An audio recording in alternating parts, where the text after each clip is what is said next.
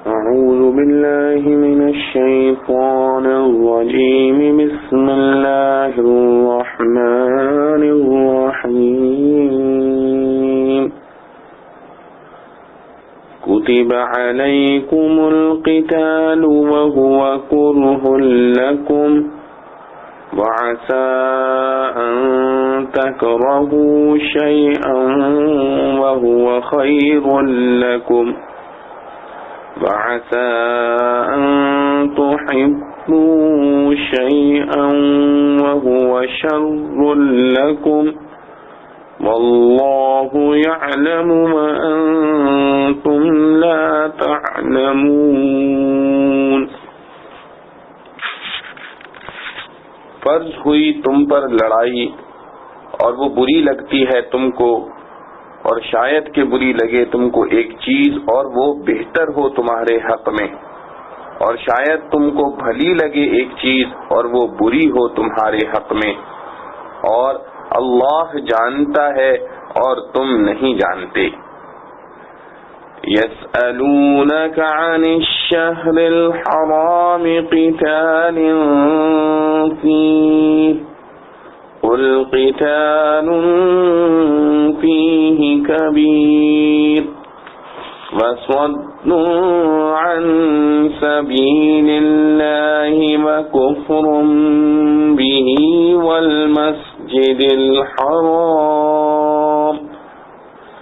وإخراج أهله منه أكبر عند الله والفتنة أكبر من القتل ولا يزالون يقاتلونكم حتى يردوكم عن دينكم إن استطاعوا ومن يرتد منكم عن دينه فيمت وهو كافر فأولئك حبطت أعمالهم في الدنيا والآخرة وأولئك أصحاب النار هم فيها خالدون. تجھ سے پوچھتے ہیں مہینہ حرام کو کہ اس میں لڑنا کیسا؟ کہہ دے اس میں لڑائی بڑا گناہ ہے، اور روکنا اللہ کی راہ سے اور اس کو نہ ماننا اور مسجد الحرام سے روکنا اور نکال دینا اس کے لوگوں کو وہاں سے، اس سے بھی زیادہ گناہ ہے اللہ کے نزدیک. اور لوگوں کو دین سے بچلانا قتل سے بھی بڑھ کر ہے، اور کفار تو ہمیشہ تم سے لڑتے ہی رہیں گے یہاں تک کہ تم کو پھیر دیں تمہارے دین سے اگر قابو پاویں. اور جو کوئی پھیرے تم میں سے اپنے دین سے پھر مر جاوے حالت کفر ہی میں تو ایسوں کے ضائع ہوئے عمل دنیا اب اور آخرت میں، اور وہ لوگ رہنے والے ہیں دوزخ میں اور اس میں ہمیشہ رہیں گے. ان الذين آمنوا والذين هاجروا وجاهدوا في سبيل الله أولئك يرجون رحمة الله والله غفور رحيم. بے شک جو لوگ ایمان لائے اور جنہوں نے ہجرت کی اور لڑے اللہ کی راہ میں وہ امیدوار ہیں اللہ کی رحمت کے، اور اللہ بخشنے والا مہربان ہے. خلاصہ تفسیر. 13واں حکم فرضیت جہاد.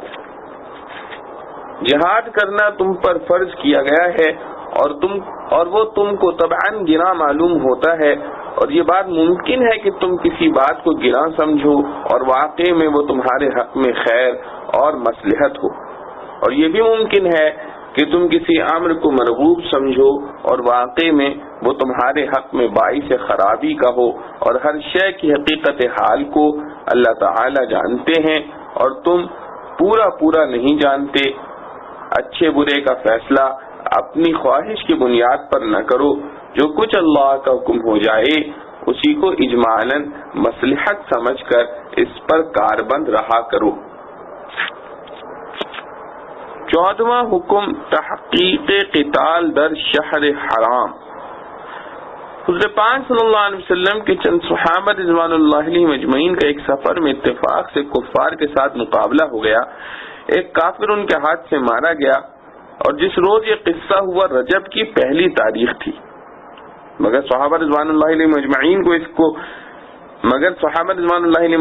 اس کو جمادی الاخری کی 30 سمجھتے تھے، اور رجب اشہر حرم میں سے ہے۔ کفار نے اس واقعے پر طعنا کیا کہ مسلمانوں نے شہر حرام کی حرمت کا بھی خیال نہیں کیا۔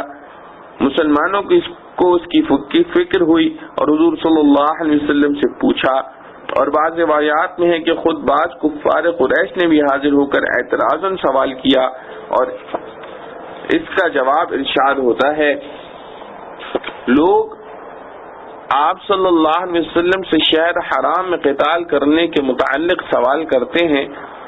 آپ صلی اللہ علیہ وسلم فرما دیجئے کہ اس میں خاص طور پر یعنی عمدن قتال کرنا جرم عظیم ہے، مگر مسلمانوں سے یہ فعل بالقصد صادر نہیں ہوا، بلکہ تاریخ کی تحقیق نہ ہونے کے سبب غلطی سے ایسا ہو گیا۔ یہ تو تحقیقی جواب ہے، اور الزامی جواب یہ ہے کہ کفار و مشرکین کا تو کسی طرح منہ ہی نہیں مسلمانوں پر اعتراض کرنے کا، کیونکہ اگر شہر حرام میں لڑنا جرم عظیم ہے، لیکن ان کفار کی جو حرکتیں ہیں یعنی اللہ تعالی کی راہ دین سے لوگوں کو روک ٹوک کرنا، یعنی مسلمان ہونے پر تکلیفیں پہنچانا کہ ڈر کے مارے لوگ مسلمان نہ ہوں، اور اللہ تعالی کے ساتھ کفر کرنا، اور مسجد حرام یعنی کعبہ کے ساتھ کفر کرنا کہ وہاں بہت سے بت رکھ کر چھوڑتے تھے اور بجائے خدا رب العزت کی عبادت کے ان کی عبادت اور طواف کرتے تھے۔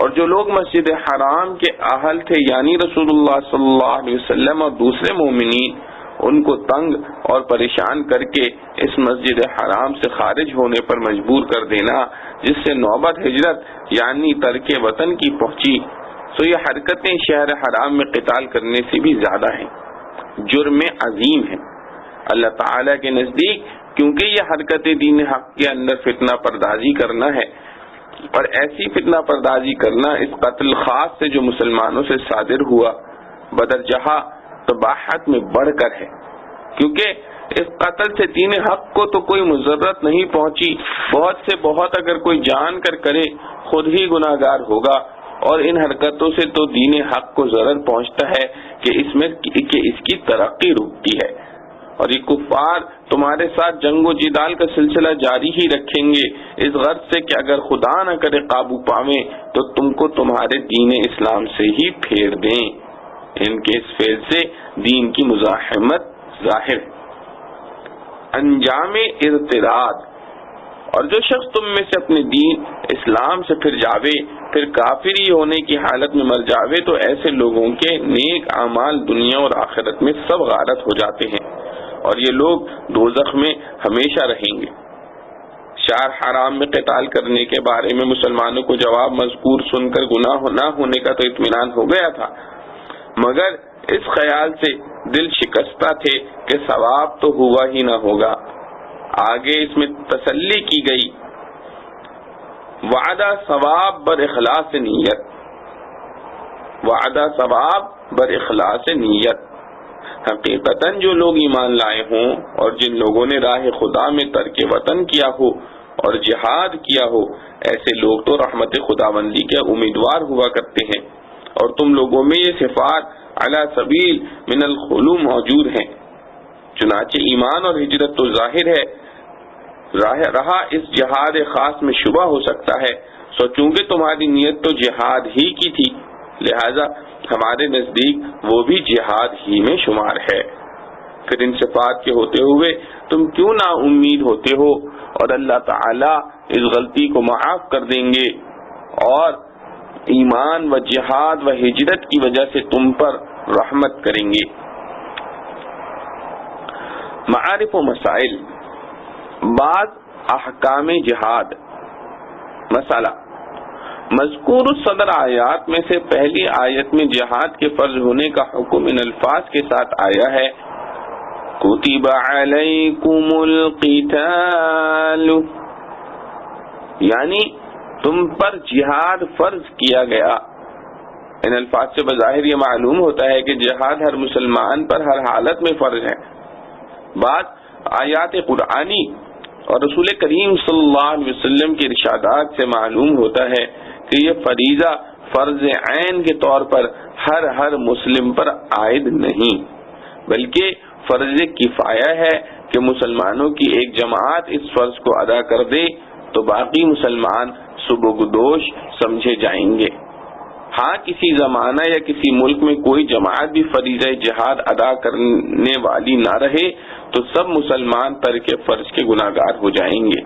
حدیث میں رسول کریم صلی اللہ علیہ وسلم کے ارشاد الجہاد ماض الی یوم القیامہ کا یہ مطلب ہے کہ قیامت تک ایسی جماعت کا موجود رہنا ضروری ہے جو فریضہ جہاد ادا کرتی رہے۔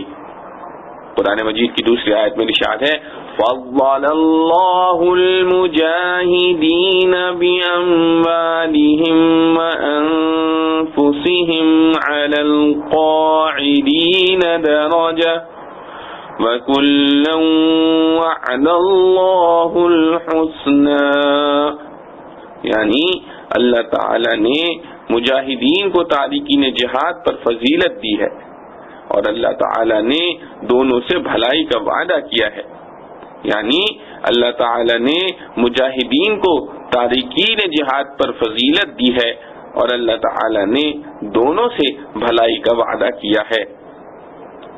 اس میں ایسے لوگوں سے جو کسی عذر کے سبب یا کسی دوسری دینی خدمت میں مشغول ہونے کی وجہ سے جہاد میں شریک نہ ہو، ان سے بھی بھلائی کا وعدہ مذکور ہے۔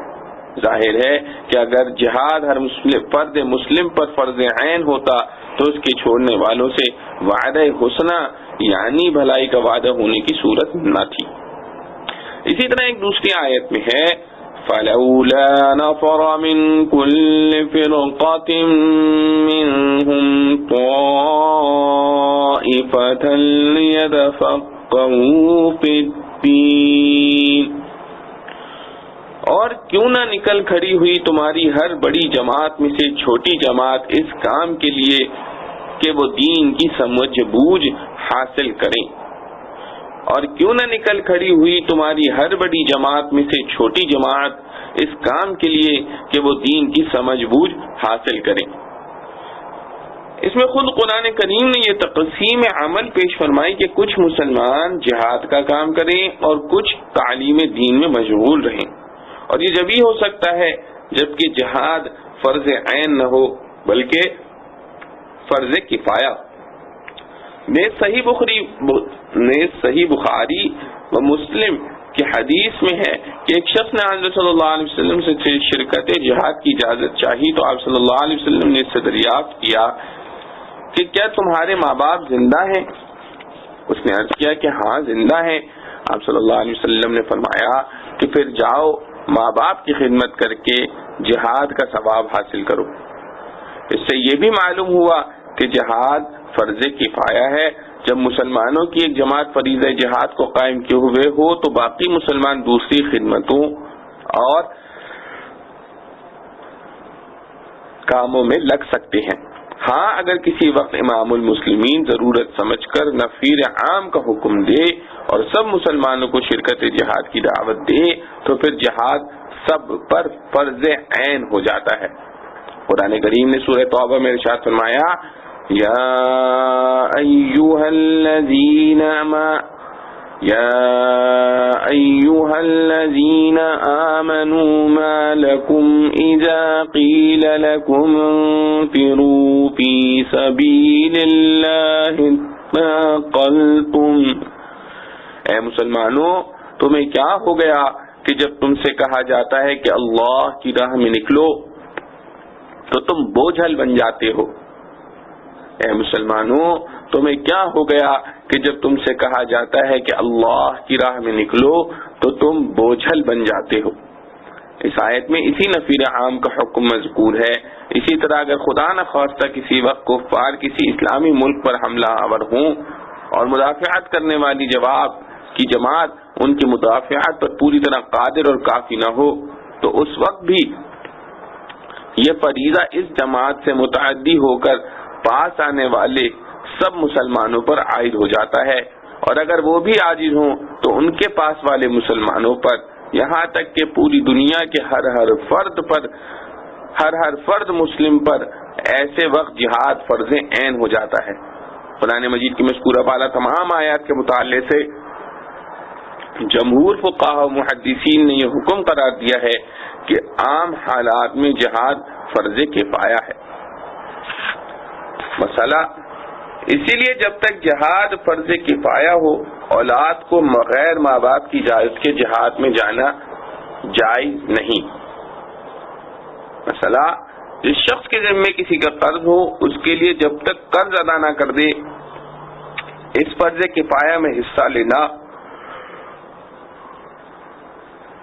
درست نہیں۔ ہاں اگر کسی وقت نفیر عام کے سبب یا کفار کے نرغے کے باعث جہاد سب پر فرض عین ہو جائے تو اس وقت نہ والدین کی اجازت شرط ہے، نہ شوہر کی اور نہ قرض خواہ کی۔ اس آیت کے آخر میں جہاد کی ترغیب کے لیے ارشاد فرمایا ہے کہ جہاد اگرچہ طبعی طور پر تمہیں بھاری معلوم ہو، لیکن خوب یاد رکھو کہ انسانی بصیرت و دانشمندی اور تدبیر و محنت عواقب و نتائج کے بارے میں بکثرت فیل ہوتی ہے۔ کسی مفید کو مضر یا مضر کو مفید سمجھ لینا بڑے سے بڑے ہوشیار عقل مند سے بھی مستبعد نہیں۔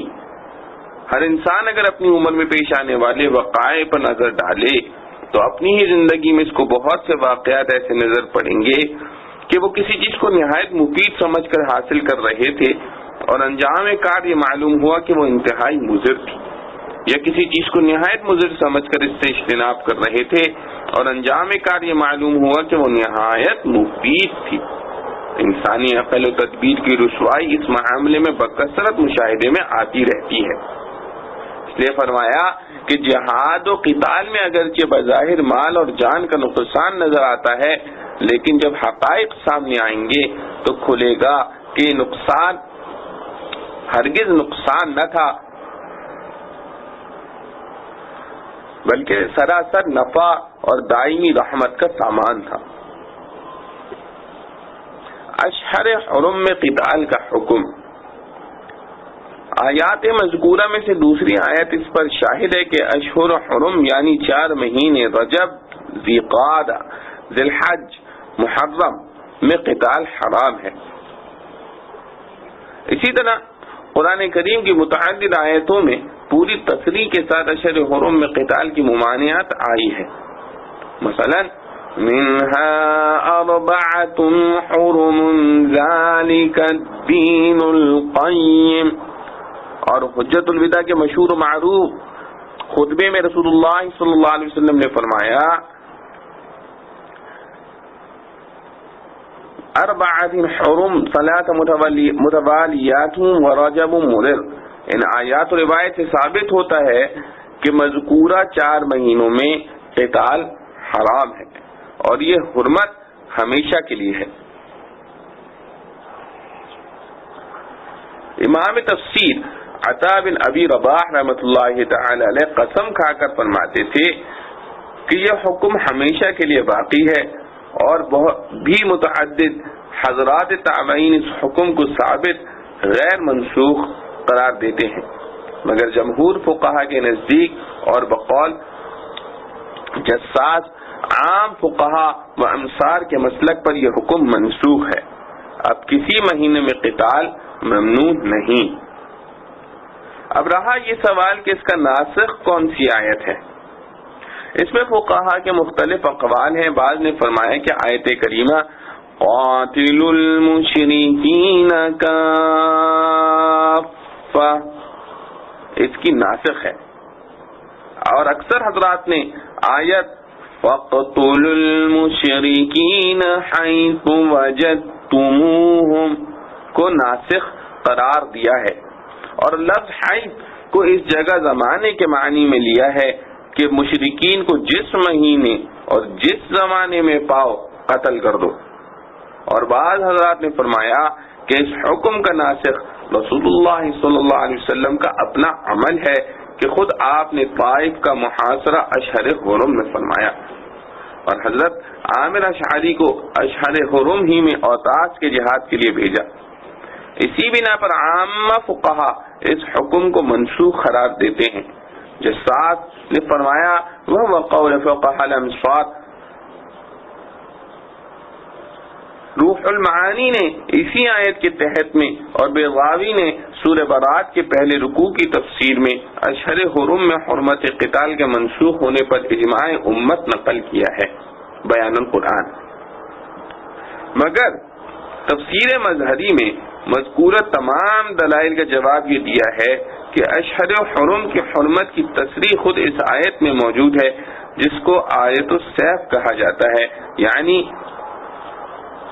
ان عدت الشہور عند اللہ 12 شہرا فی کتاب اللہ یوم خلق السماوات والارض منها 4 حرم۔ اور یہ آیات قتال میں سب سے آخر میں نازل ہوئی ہے، اور خطبہ حجت الوداع جو نبی کریم صلی اللہ علیہ وسلم کی وفات سے صرف 80 روز پہلے ہوا ہے، اس میں بھی اشہر حرم کی حرمت کی تصریح موجود ہے۔ اس لیے آیات متذکرہ کو اس کا ناسخ نہیں کہا جا سکتا، اور رسول اللہ صلی اللہ علیہ وسلم کا محاصرہ طائف ذوالقعدہ میں نہیں شوال میں ہوا ہے، اس لیے اس کو بھی ناسخ نہیں کہہ سکتے۔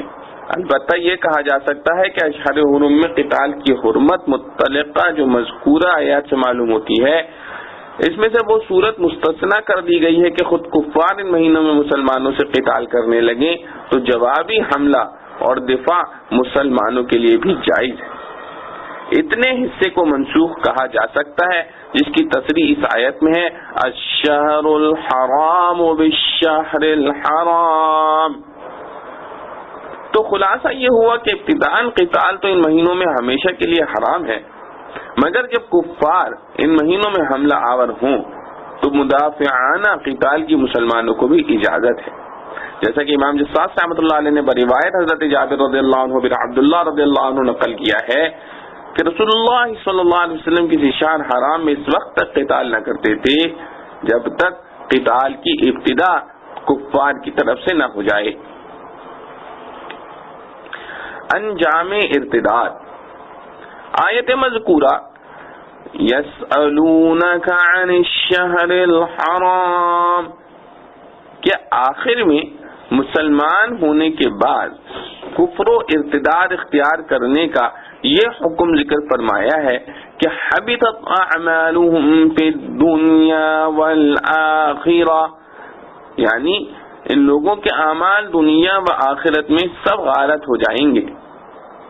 مسئلہ دنیا میں اعمال کا ضائع ہونا یہ ہے کہ اس کی بیوی نکاح سے نکل جاتی ہے، اگر اس کا کوئی مورث مسلمان مرے تو اس شخص کو میراث کا حصہ نہیں ملتا۔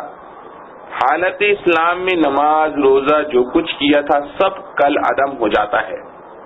مرنے کے بعد جنازے کی نماز نہیں پڑھی جاتی، مسلمانوں کے مقابر میں دفن نہیں ہوتا، اور آخرت میں ضائع ہونا یہ ہے کہ عبادات میں ثواب نہیں ملتا، عبد الآباد کے لیے دوزخ میں داخل ہوتا ہے۔ مسئلہ اگر یہ شخص پھر مسلمان ہو جائے تو آخرت میں دوزخ سے بچنے اور دنیا میں آئندہ کے لیے احکام اسلام کا جاری ہونا تو یقینی ہے، لیکن دنیا میں اگر حج کر چکا تو بشرط وسعت دوبارہ اس کا فرض ہونا نہ ہونا اور آخرت میں پچھلی نماز روزہ کے ثواب کا عوض کرنا نہ کرنا اس میں اختلاف ہے۔ امام ابو حنیفہ رحمۃ اللہ علیہ دوبارہ حج کو فرض فرماتے ہیں اور گزشتہ نماز و روزہ پر ثواب ملنے کے قائل نہیں، اور امام شافعی رحمۃ اللہ علیہ دونوں امر میں اختلاف کرتے ہیں۔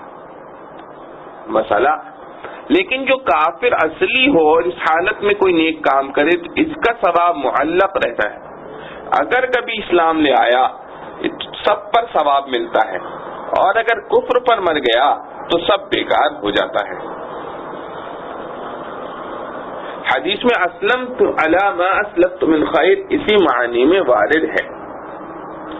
مسئلہ غرض مرتد کی حالت کافر اصلی سے بدتر ہے، غرض مرتد کی حالت کافر اصلی سے بدتر ہے، اسی واسطے کافر اصلی سے جزیہ قبول ہو سکتا ہے، اور مرتد اگر اسلام نہ لاوے اور اگر مرد ہے قتل کر دیا جاتا ہے، اگر عورت ہے تو دوام حبس کی سزا دی جاتی ہے، کیونکہ اس سے اسلام کی اہانت ہوئی ہے، سرکاری اہانت اسی سزا کے لائق ہے۔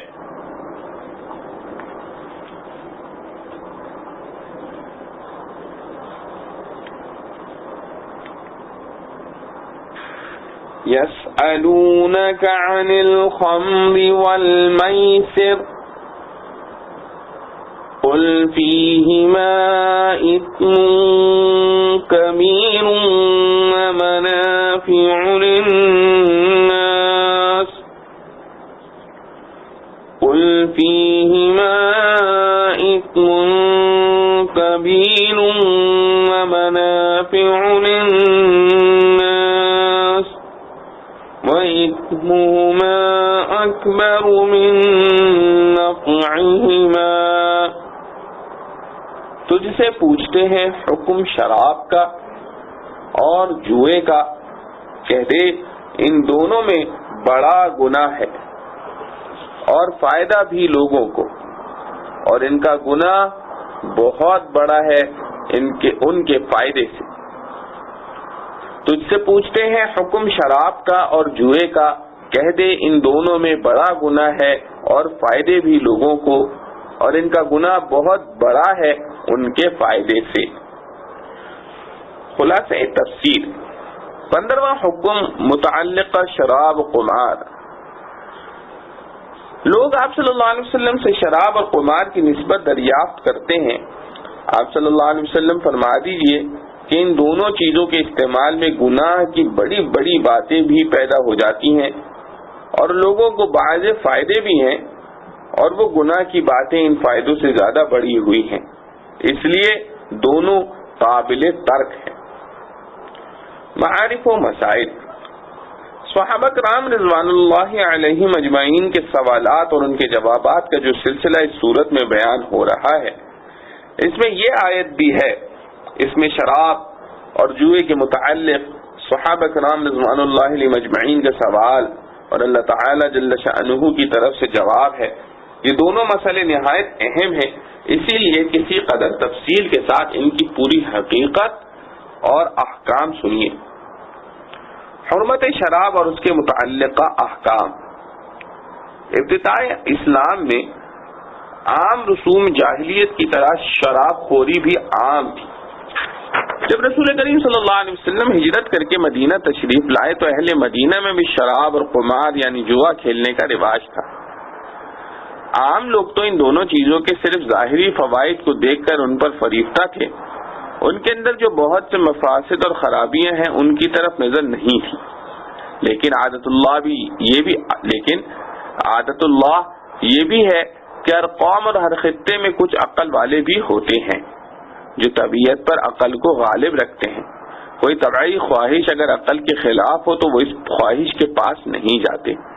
اس معاملے میں نبی کریم صلی اللہ علیہ وسلم کا مقام تو بہت ہی بلند تھا کہ جو چیز کسی وقت حرام ہونے والی تھی، آپ صلی اللہ علیہ وسلم کی طبیعت اس سے پہلے ہی نفرت کرتی تھی۔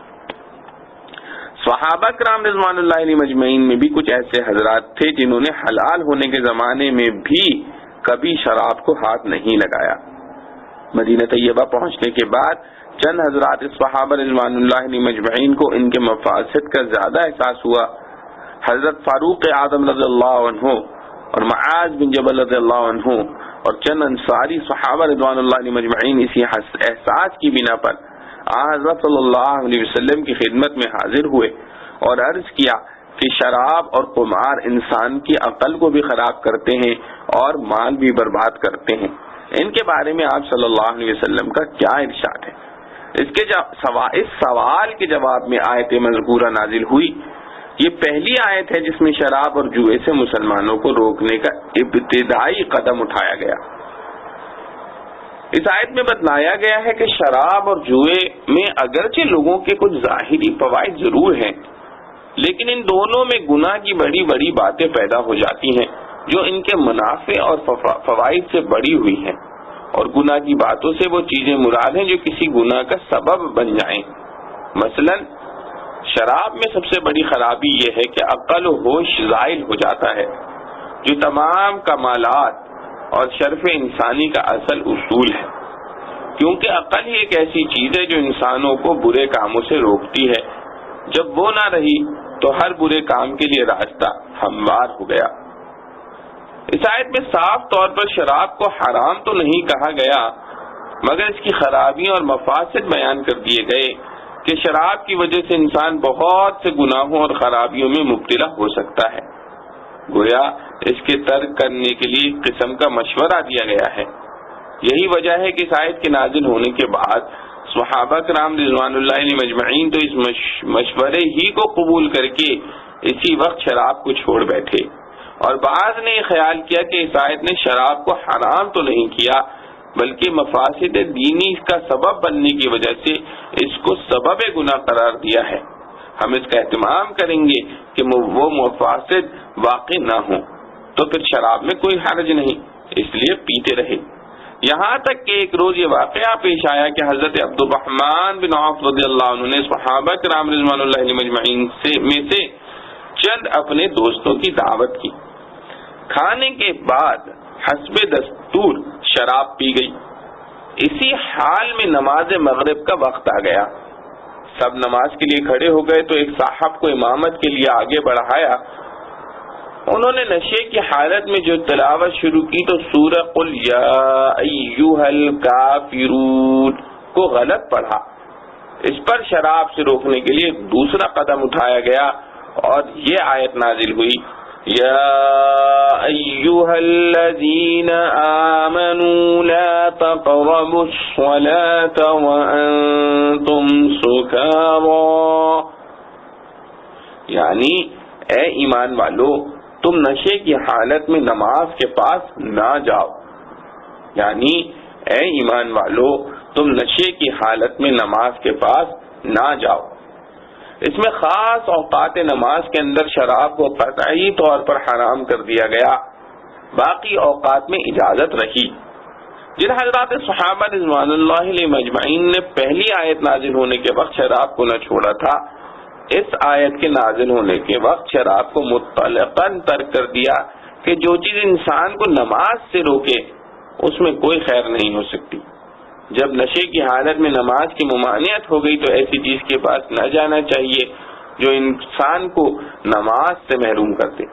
مگر چونکہ علاوہ اوقات نماز کی شراب کی حرمت صاف طور پر اب بھی نازل نہیں ہوئی تھی، اس لیے کچھ حضرات اب بھی اوقات نماز کے علاوہ دوسرے اوقات میں پیتے رہے. یہاں تک کہ ایک اور واقعہ پیش آیا. عتبان بن مالک رضی اللہ عنہ نے چند صحابہ کے نام رضوان اللہ علیہم اجمعین کی دعوت کی، جن میں سعد بن ابی وقاص رضی اللہ عنہ بھی تھے. کھانے کے بعد حسب دستور شراب کا دور چلا. نشے کی حالت میں عرب کی عام عادت کے مطابق شعر و شاعری اور اپنے اپنے مفاخر کا بیان شروع ہوا. سعد بن ابی وقاص رضی اللہ عنہ نے ایک قصیدہ پڑھا جس میں انصار مدینہ کی ہجوم اور اپنی قوم کی مدح و ثنا تھی. اس پر ایک انصاری نوجوان کو غصہ آ گیا اور اونٹ کے جبڑے کی ہڈی سعد رضی اللہ عنہ کے سر پر دے ماری، جس سے ان کو شدید زخم آ گیا. حضرت سعد رضی اللہ عنہ رسول کریم صلی اللہ علیہ وسلم کی خدمت میں حاضر ہوئے اور اس انصاری جو جوان کی شکایت کی. اس وقت حضرت صلی اللہ علیہ وسلم نے دعا فرمائی، اللہم بین لنا فی الخمر بیانا شافیا، یعنی یا اللہ شراب کے بارے میں ہمیں کوئی واضح بیان اور قانون عطا فرما دے. اس پر شراب کے متعلق تیسری آیت سورہ مائدہ کی مفصل نازل ہو گئی جس میں شراب کو مطلقاً حرام قرار دیا گیا. جس میں شراب کو مطلقاً حرام قرار دے دیا گیا.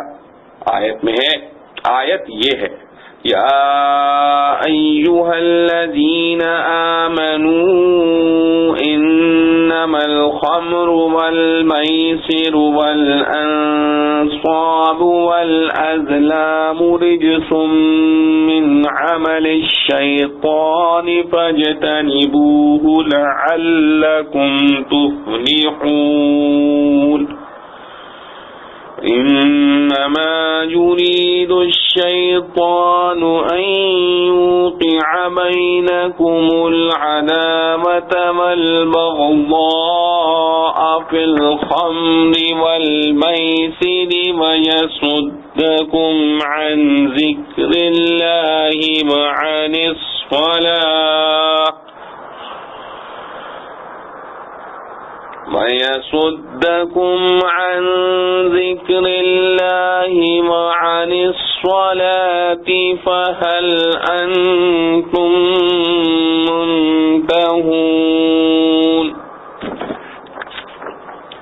یعنی اے ایمان والو، بات یہی ہے کہ شراب اور جوا اور بت اور جوئے کے تیر یہ سب گندی باتیں شیطانی کام ہیں، سو اس سے بالکل الگ الگ رہو تاکہ تم کو فلاح ہو. شیطان تو یہ چاہتا ہے کہ شراب اور جوئے کے ذریعے تمہارے آپس میں بغض اور عداوت پیدا کر دے اور اللہ تعالی کی یاد سے اور نماز سے تم کو باز رکھے. سو کیا اب بھی باز آؤ گے؟ یعنی اے ایمان والو، بات یہی ہے کہ شراب اور جوا اور بت اور جوئے کے تیر یہ سب گندی باتیں شیطانی کام ہیں، سو اس سے بالکل الگ رہو تاکہ تم کو فلاح ہو. شیطان تو یہ چاہتا ہے کہ شراب اور جوئے کے ذریعے تمہارے آپس میں بغض اور عداوت پیدا کر دے اور اللہ تعالی کی یاد سے اور نماز سے تم کو باز رکھے. سو کیا اب بھی باز آؤ گے؟ حرمت شراب کے تدریجی احکام. احکام الہیہ کی اصلی اور حقیقی حکمتوں کو تو احکام الحاکمین ہی جانتا ہے، مگر احکام شریعہ میں غور کرنے سے معلوم ہوتا ہے کہ شریعت اسلام نے احکام انسانی میں جذبات کی بڑی رعایت فرمائی ہے تاکہ انسان کو ان کے اتباع میں زیادہ تکلیف نہ ہو. خود قرآن کریم نے فرمایا، لا يكلف اللہ نفسا الا وسعها، یعنی اللہ تعالیٰ کسی انسان کو ایسا حکم نہیں دیتا جو اس کی قدرت اور وسعت میں نہ ہو. اسی رحمت و حکمت کا تقاضا تھا کہ اسلام نے شراب کے حرام کرنے میں بڑی تدریج سے کام لیا. شراب کی تدریجی ممانعت اور حرمت کی قرآنی تاریخ کا خلاصہ یہ ہے کہ قرآن کریم میں شراب کے متعلق 4 آیتیں نازل ہوئی ہیں جن کا ذکر اوپر آ چکا ہے. ان میں سے ایک آیت سورہ بقرہ کی ہے جس کی تفسیر آپ اس وقت دیکھ رہے ہیں. اس میں تو شراب سے پیدا ہو جانے والے گناہوں اور مفاسد کا ذکر کر کے چھوڑ دیا گیا ہے، حرام نہیں کیا. گویا ایک مشورہ دیا کہ یہ چھوڑنے کی چیز ہے مگر چھوڑنے کا حکم نہیں دیا. دوسری آیت سورہ نساء کی لا تقربوا الصلاة وانتم سکارى میں خاص اوقات نماز کے اندر شراب کو حرام قرار دیا گیا، باقی اوقات میں اجازت رہی. تیسری اور چوتھی 2 آیتیں سورہ مائدہ کی ہیں جو اوپر مذکور ہو چکی ہیں. ان میں صاف اور قطعی طور پر شراب کو حرام قرار دے دیا. شریعت اسلام نے شراب کے حرام کرنے میں اس تدریج سے اس لیے کام لیا کہ عمر بھر کی عادت خصوصاً نشے کی عادت کو چھوڑ دینا انسانی طبیعت پر انتہائی شاق اور گراں ہوتا. علماء نے فرمایا فطام العادت اشد من فطام الرضاعہ، یعنی جیسے بچے کو ماں کا دودھ پینے کی عادت چھوڑ دینا بھاری معلوم ہوتا ہے، انسان کو اپنی کسی عادت مستمرہ کو بدلنا اس سے زیادہ شدید اور سخت ہے. اس لیے اسلام نے حکیمانہ اصول کے مطابق اول اس کی برائی ذہن نشین کرائی، پھر نمازوں کے اوقات میں ممنوع کیا، پھر ایک خاص مدت کے بعد قطعی طور پر حرام کر دیا گیا۔ ہاں، جس طرح ابتداءً تحریم شراب میں آہستگی اور تدریج سے کام لینا حکمت کا تقاضا تھا، اسی طرح حرام کر دینے کے بعد اس کی ممانعت کے قانون کو پوری شدت کے ساتھ نافذ کرنا بھی حکمت ہی کا تقاضا تھا۔ اسی لیے رسول کریم صلی اللہ علیہ وسلم نے شراب کے بارے میں اول سخت وعید عذاب کی بتلائیں۔ ارشاد فرمایا کہ یہ ام الخبائث اور ام الفواحش ہے، اس کو پی کر آدمی برے سے برے گناہ کا مرتکب ہو سکتا ہے۔ ایک حدیث میں ارشاد ہے کہ شراب اور ایمان جمع نہیں ہو سکتے۔ یہ روایت نسائی میں ہے اور جامع ترمذی میں حضرت انس رضی اللہ عنہ کی روایت ہے کہ حضرت صلی اللہ علیہ وسلم نے شراب کے بارے میں 10 آدمیوں پر لعنت فرمائی۔ نچوڑنے والا، بنانے والا، پینے والا، پلانے والا، اس کو لاد کر لانے والا اور جس کے لیے لائی جائے، اور اس کا بیچنے والا، خریدنے والا، اس کو ہبہ کرنے والا، اس کی آمدنی کھانے والا۔ اور پھر صرف زبانی تعلیم و تبلیغ پر اکتفا نہیں فرمایا، بلکہ عملی اور قانونی طور پر اعلان فرمایا کہ جس کے پاس کسی قسم کی شراب موجود ہو اس کو فلاں جگہ جمع کر دے۔ صحابہ رضوان اللہ تعالی علیہ مجمعین میں تعمیل حکم کا بے مثال جذبہ۔ فرما بردار صحابہ کرام رضوان اللہ تعالی علیہ مجمعین نے پہلا حکم پاتے ہی اپنے اپنے گھروں میں جو شراب استعمال کے لیے رکھی تھی اس کو تو اسی وقت بہا دیا۔ حضرت عبداللہ بن عمر رضی اللہ عنہ کا بیان ہے کہ جب حضرت صلی اللہ علیہ وسلم کے منادی نے مدینہ کی گلیوں میں یہ آواز دی کہ شراب حرام کر دی گئی ہے تو جس کے ہاتھ میں جو برتن شراب کا تھا اس کو وہیں پھینک دیا، جس کے پاس کوئی صبح یا خام شراب کا تھا اس کو گھر سے باہر لا کر توڑ دیا۔ حضرت انس رضی اللہ عنہ اس وقت ایک مجلس میں دور جام کے ساقی بنے ہوئے تھے۔ ابو طلحہ، ابو عبیدہ بن جراح، ابی بن کعب، سہیل رضوان اللہ علیہ مجمعین جیسے جلیل القدر صحابہ رضوان اللہ علیہ مجمعین موجود تھے۔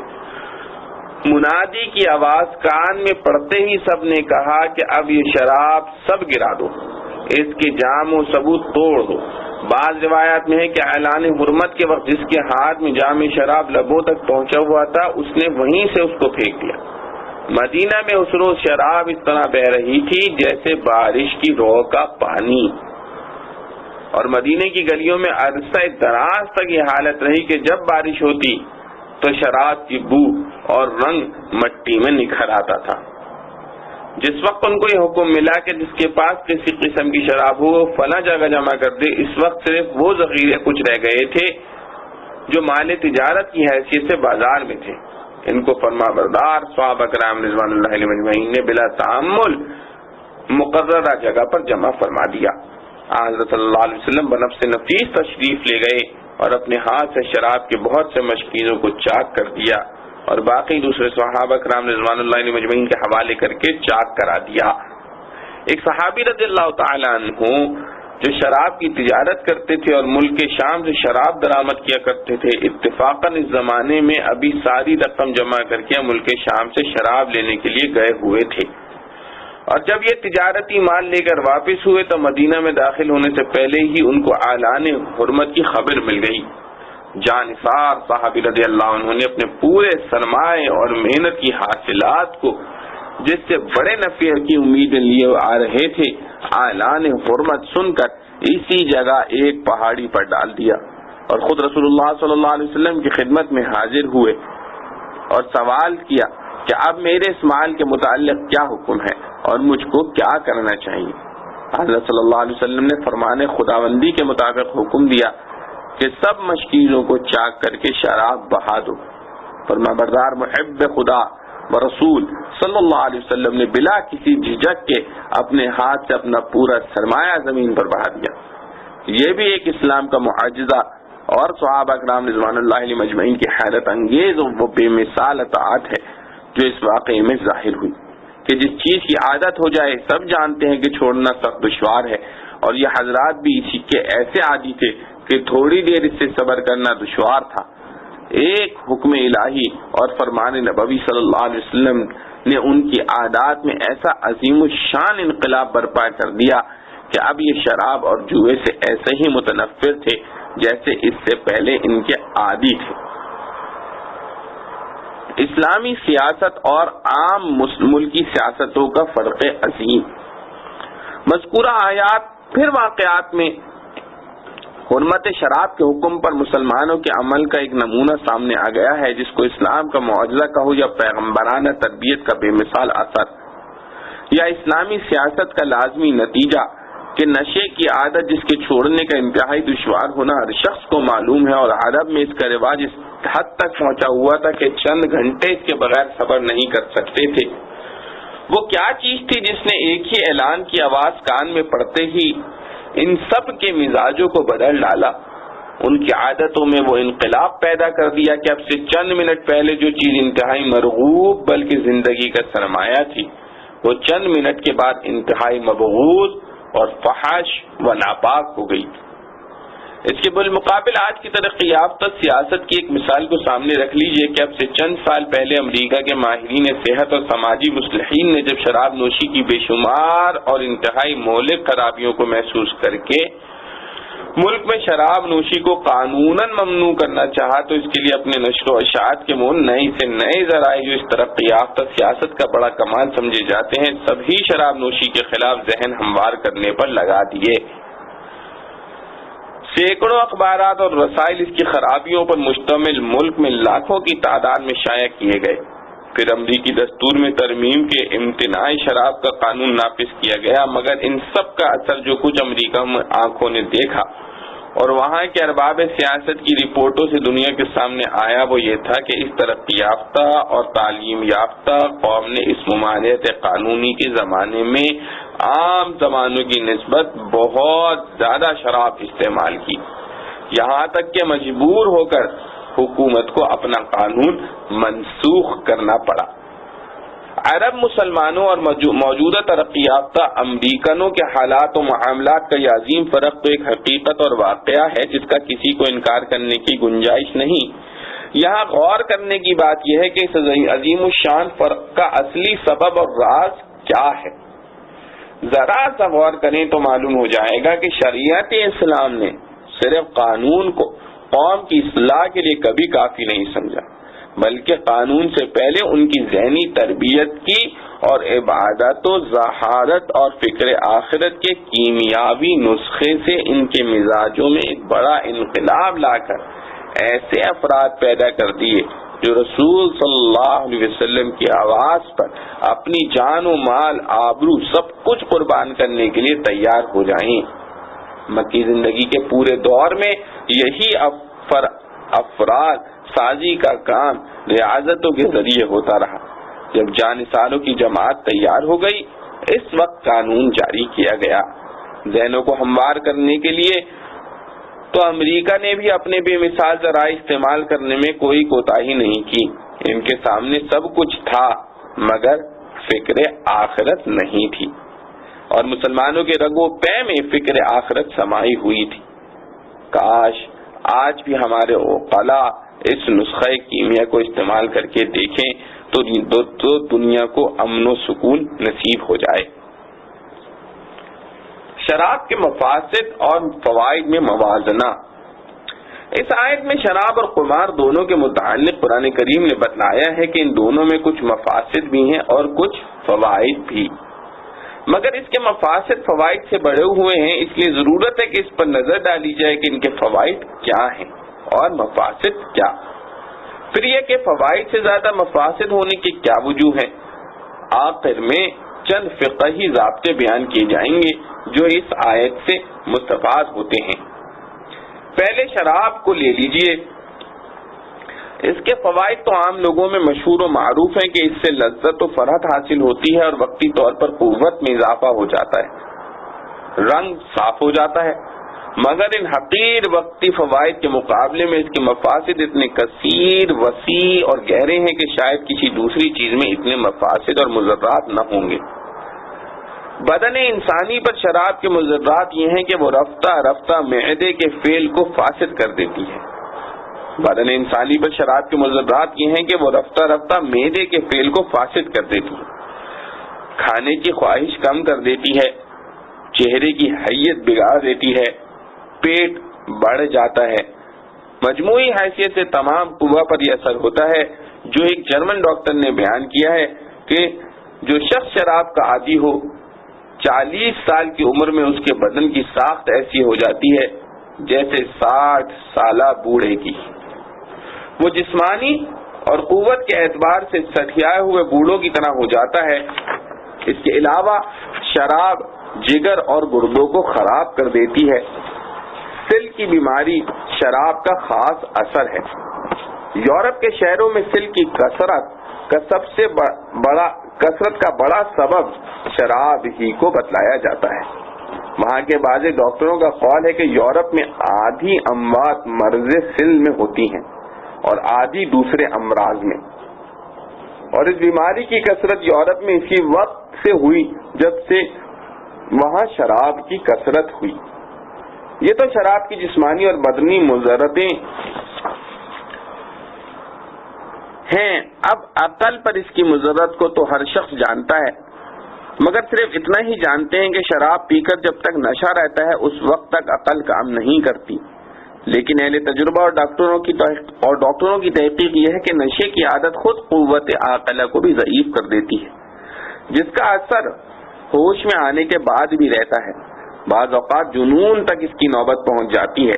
اطباء اور ڈاکٹروں کا اتفاق ہے کہ شراب نہ جزو بدن بنتی ہے اور نہ اس سے خون بنتا ہے جس کی وجہ سے بدن میں طاقت آئے، بلکہ اس کا فعل صرف یہ ہوتا ہے کہ خون میں ہیجان پیدا کر دیتی ہے، جس سے وقتی طور پر قوت کی ذاتی محسوس ہونے لگتی ہے، اور یہی خون کا دفعتاً ہیجان بعض اوقات اچانک موت کا سبب بھی بن جاتا ہے، جس کو ڈاکٹر ہارٹ فیل سے تعبیر کرتے ہیں۔ شراب سے شرائین یعنی وہ رگیں جن کے ذریعے سارے بدن میں روح پہنچتی ہے سخت ہو جاتی ہیں، جس سے بڑھاپا جلدی آ جاتا ہے۔ شراب کا اثر انسان کے حلقوم اور تنفس پر بھی خراب ہوتا ہے، جس کی وجہ سے آواز بھاری ہو جاتی ہے اور کھانسی دائمی ہو جاتی ہے، اور وہی آخر کار سل تک نوبت پہنچا دیتی ہے۔ شراب کا اثر نسل پر بھی برا پڑتا ہے۔ شرابی کی اولاد کمزور رہتی ہے اور بعض اوقات اس کا نتیجہ قطعی نسل تک پہنچ جاتا ہے۔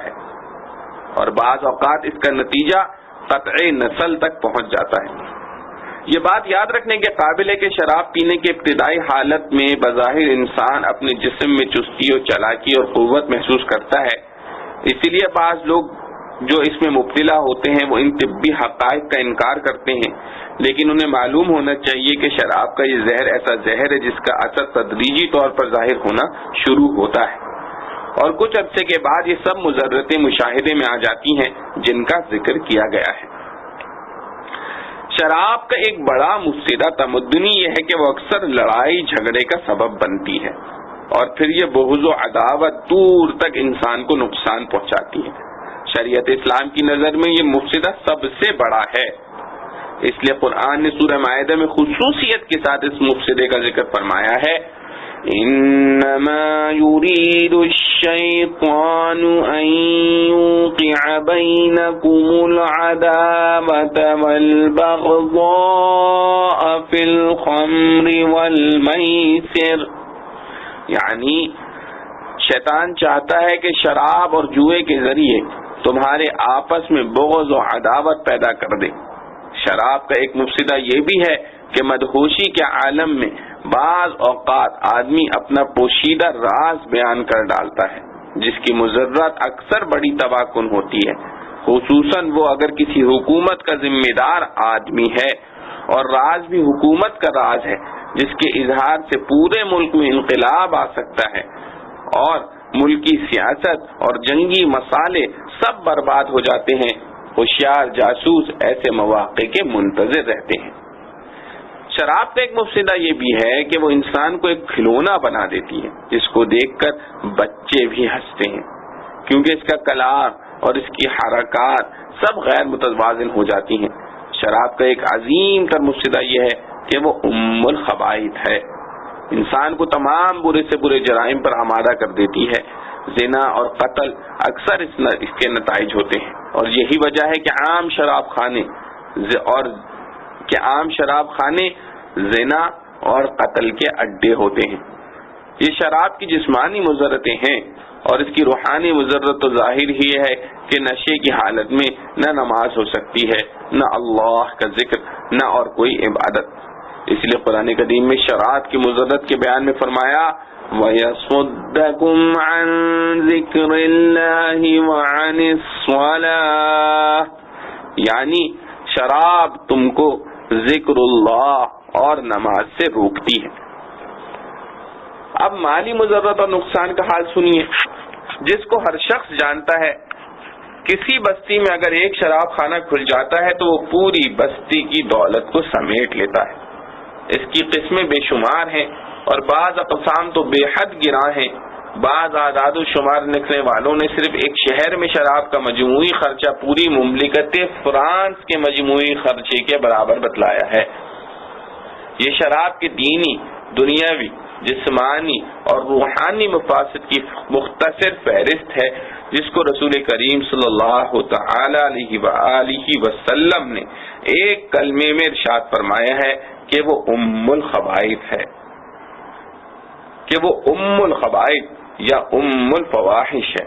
جرمنی کے ایک ڈاکٹر کا یہ مقولہ ضرب المثل کی طرح مشہور ہے کہ اس نے کہا کہ اگر آدھے شراب خانے بند کر دیے جائیں تو میں اس کی ضمانت لیتا ہوں کہ آدھے شفا خانے اور آدھے جیل خانے بے ضرورت ہو کر بند ہو جائیں گے۔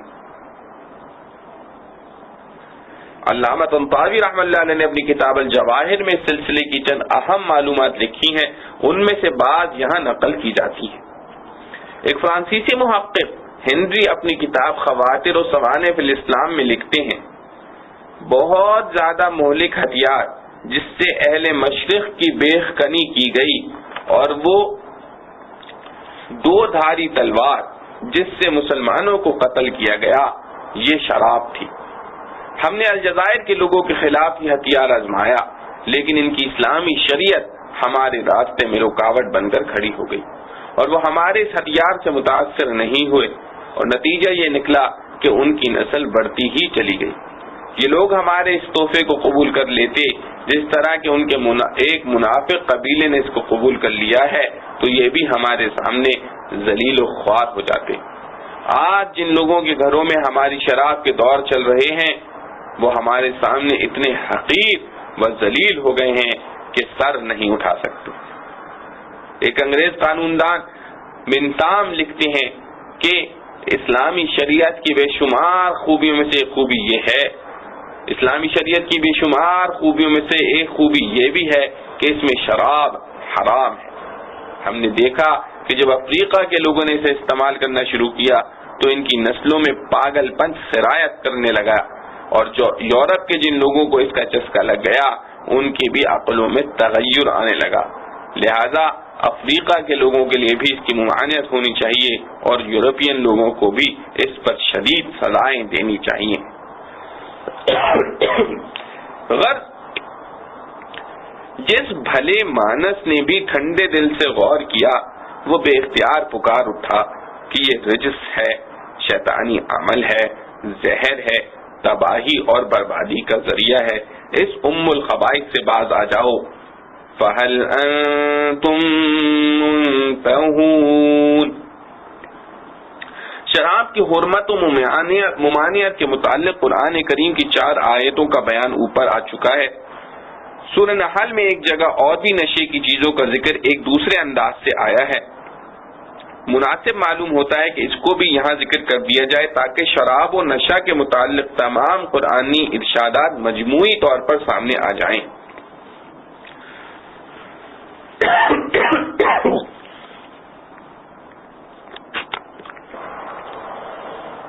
وہ آیت یہ ہے وَمِن ثَمَرَاتِ النَّخِيلِ وَالْأَعْنَابِ تَتَّخِذُونَ مِنْهُ سَكَرًا وَرِزْقًا حَسَنًا إِنَّ فِي ذَلِكَ لَآيَةً لِقَوْمٍ يَعْقِلُونَ۔ اور کھجور اور انگور کے پھلوں سے تم لوگ نشے کی چیز اور عمدہ کھانے کی چیزیں بناتے ہو، بے شک اس میں ان لوگوں کے لیے بڑی دلیل ہے جو عقل رکھتے ہیں۔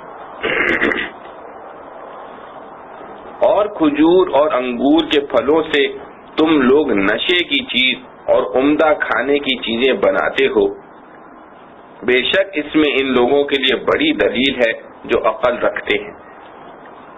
تشریح و تفصیل۔ پچھلی آیتوں میں حق تعالی جل شانہ کی نعمتوں کا ذکر تھا جو انسانی غذائیں پیدا کرنے میں عجیب و غریب صنعت و قدرت کا مظہر ہے۔ اس میں پہلے دودھ کا ذکر کیا جس کو قدرت نے حیوان کے پیٹ میں خون اور فضلے کی آلائشوں سے الگ کر کے صاف ستھری غذا انسان کے لیے عطا کر دی، جس میں انسان کو کسی مزید صنعت کی ضرورت نہیں۔ اسی لیے یہاں لفظ نسقی کو استعمال فرمایا کہ ہم نے دودھ پلایا۔ اس کے بعد فرمایا کہ کھجور اور انگور کے کچھ پھلوں میں سے بھی انسان اپنی غذا اور نفع کی چیزیں بناتا ہے۔ اس میں اشارہ اس طرف ہے کہ کھجور اور انگور کے پھلوں میں سے اپنی غذا اور منفعت کی چیزیں بنانے میں انسانی صنعت کا کچھ دخل ہے، اور اسی دخل کے نتیجے میں دو طرح کی چیزیں بنائی گئیں، ایک نشہ آور چیز جس کو خمر یا شراب کہا جاتا ہے، اور دوسری رزق حسن یعنی عمدہ رزق کے کھجور اور انگور کو تر و تازہ کھانے میں استعمال کریں یا خشک کر کے ذخیرہ کر لیں۔ مقصد یہ ہے کہ اللہ تعالیٰ نے اپنی قدرت کاملہ سے کھجور اور انگور کے پھل انسان کو دے دیے اور ان سے اپنی غذا وغیرہ بنانے کا اختیار بھی دے دیا۔ اب یہ اس کا انتخاب ہے کہ اس سے کیا بنائے، نشہ آور چیز بنا کر عقل کو خراب کرے یا غذا بنا کر قوت حاصل کرے۔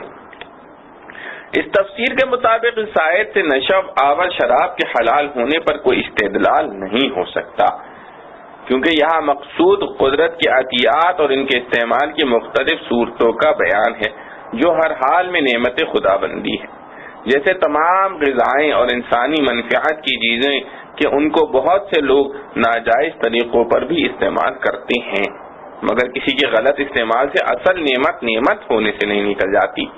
اس لیے یہاں یہ تفصیل بتلانے کی ضرورت نہیں کہ اس میں کون سا استعمال حلال ہے کون سا حرام ہے۔ تاہم ایک لطیف اشارہ اس میں بھی اس طرف کر دیا کہ سکر کے مقابل رزق حسن رکھا، جس سے معلوم ہوا کہ سکر اچھا رزق نہیں۔ سکر کے معنی جمہور مفسرین کے نزدیک نشہ آور چیز کے ہیں۔ بعض علماء نے اس کے معنی سرکہ یا بے نشہ نیم کے بھی لیے ہیں، مگر اس جگہ اس اختلاف کے نقل کرنے کی ضرورت نہیں۔ یہ آیات بے اتفاق امت مکی ہیں اور شراب کی حرمت اس کے بعد مدینہ طیبہ میں نازل ہوئی۔ نزول آیات کے وقت اگرچہ شراب حلال تھی اور مسلمان عام طور پر پیتے تھے، مگر اس وقت بھی اس آیت میں اشارہ اس طرف کر دیا گیا کہ اس کا پینا اچھا نہیں۔ بعد میں صراحتاً شراب کو شدت کے ساتھ حرام کرنے کے لیے قرآنی احکام نازل ہو گئے۔ ھذا ملخص فی ما فی الجصاص والقرطبی۔ حرمت قمار جوا میسر مصدر ہے اور اصل لغت میں اس کے معنی تقسیم کرنے کے ہیں۔ یاسر تقسیم کرنے والے کو کہا جاتا ہے۔ جاہلیت عرب میں مختلف قسم کے جوئے رائج تھے، جن میں ایک قسم یہ بھی تھی کہ اونٹ ذبح کر کے اس کے حصے تقسیم کرنے میں جوا کھیلا جاتا تھا۔ بعض کو ایک یا زیادہ حصے ملتے، بعض محروم رہتے۔ محروم رہنے والے کو پورے اونٹ کی قیمت ادا کرنی پڑتی تھی۔ گوشت سب فقراء میں تقسیم کیا جاتا، خود استعمال نہ کرتے تھے۔ اس خاص جوئے میں چونکہ فقراء کا فائدہ اور جوا کھیلنے والوں کی سخاوت بھی تھی، اسی لیے اس کھیل کو باعث فخر سمجھتے تھے۔ جو اس میں شریک نہ ہوتا اس کو کنجوس اور منحوس کہتے تھے۔ تقسیم کی مناسبت سے قمار کو میسر کہا جاتا ہے۔ تمام صحابہ رضوان اللہ علیہم اجمعین و تابعین رحم اللہ علیہما اس پر متفق ہیں کہ میسر میں قمار یعنی جوئے کی تمام صورتیں داخل اور سب حرام ہیں۔ ابن کثیر رحمۃ اللہ علیہ نے اپنی تفسیر میں اور جساس رحمۃ اللہ علیہ نے احکام القرآن میں نقل کیا ہے کہ مفسر القرآن حضرت عبداللہ بن عباس رضی اللہ عنہ اور ابن عمر رضی اللہ عنہ اور قتادہ رضی اللہ عنہ اور معاویہ بن صالح رضی اللہ عنہ اور عطا رحمہ اللہ علیہ اور طاؤس رحمہ اللہ علیہ نے فرمایا المیسر القمار حتی لعب الصبیان بالکعاب والجوز، یعنی ہر قسم کا قمار میسر ہے، یہاں تک کہ بچوں کا کھیل لکڑی کے گٹکوں اور اخروٹ وغیرہ کے ساتھ۔ اور ابن عباس رضی اللہ عنہ نے فرمایا المخاطرۃ من القمار، یعنی مخاطرہ قمار میں سے ہے۔ ابن سیرین رحمۃ اللہ علیہ نے فرمایا جس کام میں مخاطرہ ہو وہ میسر میں داخل ہے۔ مخاطرہ کے معنی ہے کہ ایسا معاملہ کیا جائے جو نفع و ضرر کے درمیان دائر ہو، یعنی یہ بھی احتمال ہو کہ بہت سا مال مل جائے اور یہ بھی کہ کچھ نہ ملے، جیسے آج کل کی لاٹری کے مختلف طریقوں میں پایا جاتا ہے۔ یہ سب قسم قمار اور میسر میں داخل اور حرام ہیں۔ اس لیے میسر یا قمار کی تعریف یہ ہے کہ جس معاملے میں کسی مال کا مالک بنانے کو ایسی شرط پر موقوف رکھا جائے جس کی وجود و عدم کی دونوں جانبیں مساوی ہوں اور اسی بنا پر نفع خالص یا تاوان خالص برداشت کرنے کی دونوں جانبیں بھی برابر ہوں۔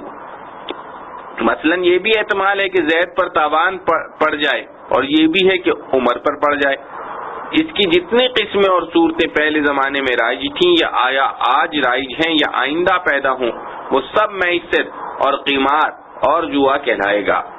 معمے حل کرنے کا چلتا ہوا کاروبار اور تجارتی لاٹری کی عام صورتیں سب اس میں داخل ہیں۔ ہاں، اگر صرف ایک جانب سے انعام مقرر کیا جائے کہ جو شخص فلاں کام کرے گا اس کو یہ انعام ملے گا، اس میں مذائقہ نہیں، بشرط یہ کہ اس شخص سے کوئی فیس وصول نہ کی جائے، کیونکہ اس میں معاملہ نفع و ضرر کے درمیان دائر نہیں بلکہ نفع اور عدم نفع کے درمیان دائر ہے۔ اسی لیے احادیث صحیحہ میں شطرنج اور چوسر وغیرہ کو حرام قرار دیا گیا ہے جس میں مال کی ہار جیت پائی جاتی ہے۔ تاش پر اگر روپیہ کی ہار جیت ہو تو وہ بھی میسر میں داخل ہے۔ صحیح مسلم میں بروایت بریدہ رضی اللہ عنہ مذکور ہے کہ رسول اللہ صلی اللہ علیہ وسلم نے فرمایا کہ جو شخص نردشیر چوسر کھیلتا ہے وہ گویا خنزیر کے گوشت اور خون میں اپنے ہاتھ رنگتا ہے۔ اور حضرت علی کرم اللہ وجہ نے فرمایا کہ شطرنج میسر یعنی جوئے میں داخل ہے، اور حضرت عبداللہ بن عمر رضی اللہ عنہ نے فرمایا شطرنج تو نردشیر سے بھی زیادہ بری ہے۔ ابتدائی اسلام میں شراب کی طرح قمار بھی حلال تھا۔ مکہ میں جب سورہ روم کی آیات غلبت الروم نازل ہوئیں اور قرآن نے خبر دی کہ اس وقت روم اگرچہ اپنے حریف کی طرح سے مغلوب ہو گئے لیکن چند سال بعد پھر رومی غالب آ جائیں گے، اور مشرکین مکہ نے اس کا انکار کیا تو حضرت ابو بکر صدیق رضی اللہ عنہ نے ان سے اسی طرح قمار کی شرط ٹھہرائی کہ اگر اتنے سال میں رومی غالب آ گئے تو اتنا مال تمہیں دینا پڑے گا۔ یہ شرط مان لی گئی اور واقعہ قرآن کی خبر کے مطابق پیش آیا تو ابو بکر رضی اللہ عنہ نے یہ مال وصول کیا، حضرت صلی اللہ علیہ وسلم کے پاس لائے۔ آپ صلی اللہ علیہ وسلم نے اس واقعے پر اظہار مسرت فرمایا مگر مال کو صدقہ کرنے کا حکم دے دیا، کیونکہ جو چیز آئندہ حرام ہونے والی تھی اللہ نے اپنے رسول صلی اللہ علیہ وسلم کو حلال ہونے کے زمانے میں بھی اس سے محفوظ فرما دیا تھا۔ اس لیے شراب اور قمار سے ہمیشہ آپ صلی اللہ علیہ وسلم نے اجتناب کیا، اور خاص صحابہ کے نام رضوان اللہ علیہم اجمعین بھی ان چیزوں سے ہمیشہ محفوظ رہے۔ ایک روایت میں ہے کہ جبرائیل امین نے رسول اللہ صلی اللہ علیہ وسلم کو خبر دی کہ اللہ تعالی کے نزدیک جعفر طیار کی 4 خصلتیں زیادہ محبوب ہیں۔ حضرت صلی اللہ علیہ وسلم نے حضرت جعفر رضی اللہ عنہ سے پوچھا کہ آپ میں وہ 4 خصلتیں کیا ہیں؟ عرض کیا کہ میں نے اس کا اظہار اب تک کسی سے نہیں کیا تھا مگر جب کہ آپ صلی اللہ علیہ وسلم کو اللہ تعالی نے خبر دے دی تو عرض کرتا ہوں کہ وہ 4 خصلتیں یہ ہیں کہ میں نے دیکھا کہ شراب عقل کو زائل کر دیتی ہے، اس لیے میں کبھی اس کے پاس نہیں گیا، اور میں نے بتوں کو دیکھا کہ ان کے ہاتھ میں کسی کا نفع و ضرر نہیں، اس لیے جاہلیت میں بھی کبھی بت پرستی نہیں کی، اور مجھے چونکہ اپنی بیوی اور لڑکیوں کے معاملے میں سخت غیرت ہے، اس لیے میں نے کبھی زنا نہیں کیا، اور میں نے دیکھا کہ جھوٹ بولنا دنایت اور رذالت کی بات ہے، اس لیے کبھی جہالت میں بھی جھوٹ نہیں بولا۔ قمار کے سماجی اور اجتماعی نقصانات۔ قمار یعنی جوئے کے متعلق بھی قرآن کریم نے وہی ارشاد فرمایا جو شراب کے متعلق آیا ہے کہ اس میں کچھ منافع بھی ہیں، مگر نفع سے اس کا نقصان و ضرر بڑھا ہوا ہے۔ اس کے منافع کو تو ہر شخص جانتا ہے کہ جیت جائے تو بیٹھے بیٹھے ایک فقیر بدحال آدمی ایک ہی دن میں مالدار و سرمایہ دار بن سکتا ہے، مگر اس کی معاشی، اجتماعی، سماجی اور روحانی خرابیاں اور مفاسد بہت کم لوگ جانتے ہیں۔ اس کا اجمالی بیان یہ ہے کہ جوئے کا کھیل سارا اس پر دائر ہے کہ ایک شخص کا نفع دوسرے کے ضرر پر موقوف ہے، جیتنے والے کا نفع ہی نفع، ہارنے والے کے نقصان ہی نقصان کا نتیجہ ہوتا ہے، کیونکہ اس کاروبار سے کوئی دولت بڑھتی نہیں، وہ اسی طرح منجمد حالت میں رہتی ہے۔ اس کھیل کے ذریعے ایک کی دولت سلب ہو کر دوسرے کے پاس پہنچ جاتی ہے، اس لیے قمار مجموعی حیثیت سے قوم کی تباہی اور انسانی اخلاق کی موت ہے کہ جس انسان کو نفع رسانی خلق اور ایثار و ہمدردی کا پیکر ہونا چاہیے، وہ ایک خونخوار درندے کی خاصیت اختیار کر لے کہ دوسرے بھائی کی موت میں اپنی زندگی، اس کی مصیبت میں اپنی راحت، اس کے نقصان میں اپنا نفع سمجھنے لگے اور پوری قابلیت اسی خود غرضی پر صرف کرے، بخلاف تجارت اور بیع و شراء کی جائز صورتوں کے ان میں طرفین کا فائدہ ہوتا ہے، اور بذریعہ تجارت اموال کے تبادلے سے دولت بڑھتی ہے، اور خریدنے والا اور بیچنے والا دونوں اس کا فائدہ محسوس کرتے ہیں۔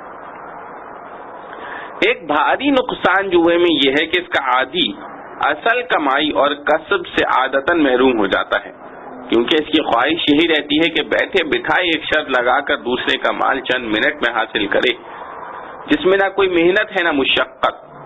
بعض حضرات نے جوئے کا نام میسر رکھنے کی یہ وجہ بھی بیان کی ہے کہ اس کے ذریعے آسانی سے دوسرے کا مال اپنا بن جاتا ہے۔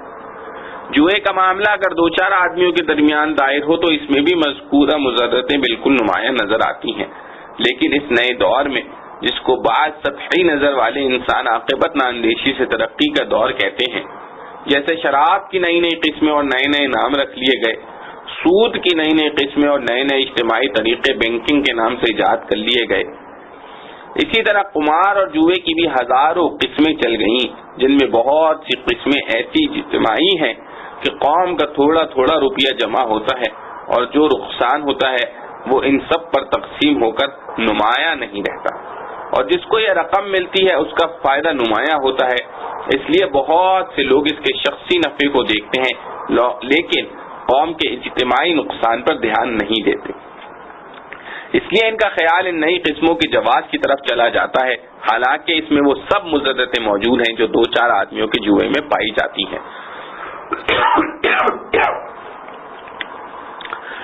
اور ایک حیثیت اس کا ضرر اس قدیم قسم کے قمار کے سے بہت زیادہ اور اس کے خراب اثرات دور رس اور پوری قوم کی بربادی کا سامان ہے، کیونکہ اس کا لازمی اثر یہ ہوگا کہ ملت کے عام افراد کی دولت گھٹتی جائے گی اور چند سرمایہ داروں کے سرمایے میں مزید اضافہ ہوتا رہے گا۔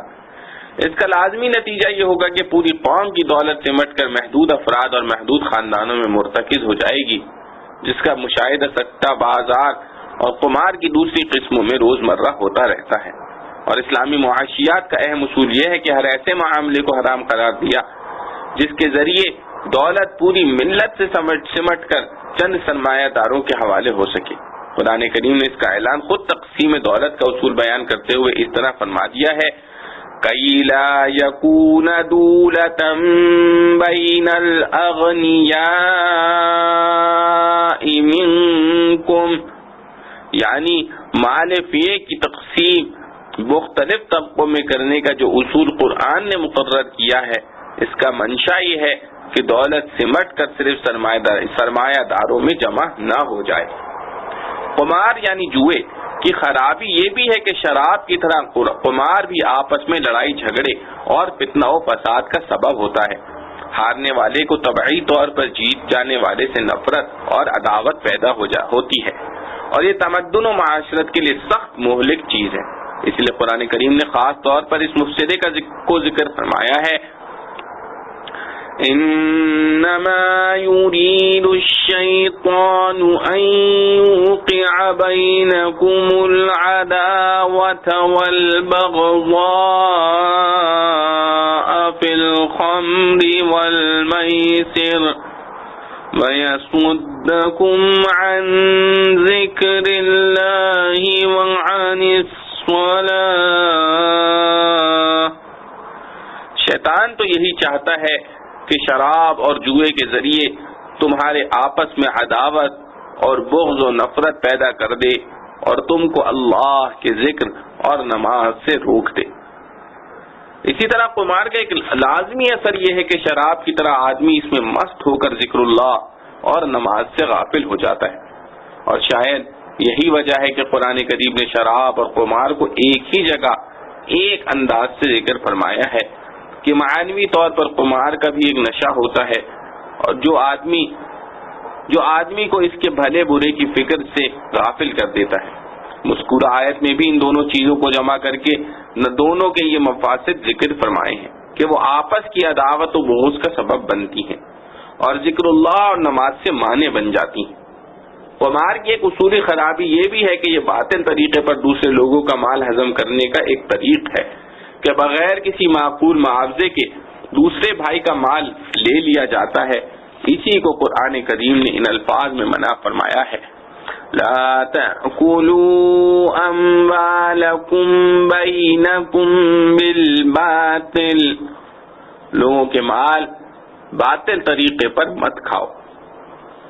قمار میں ایک بڑی خرابی یہ بھی ہے کہ دفعتاً بہت سے گھر برباد ہو جاتے ہیں، لکھ پتی آدمی فقیر بن جاتا ہے، جس سے صرف یہی شخص متاثر نہیں ہوتا جس نے جرم قمار کا ارتکاب کیا ہے، بلکہ اس کا پورا گھرانہ اور خاندان مصیبت میں پڑ جاتا ہے۔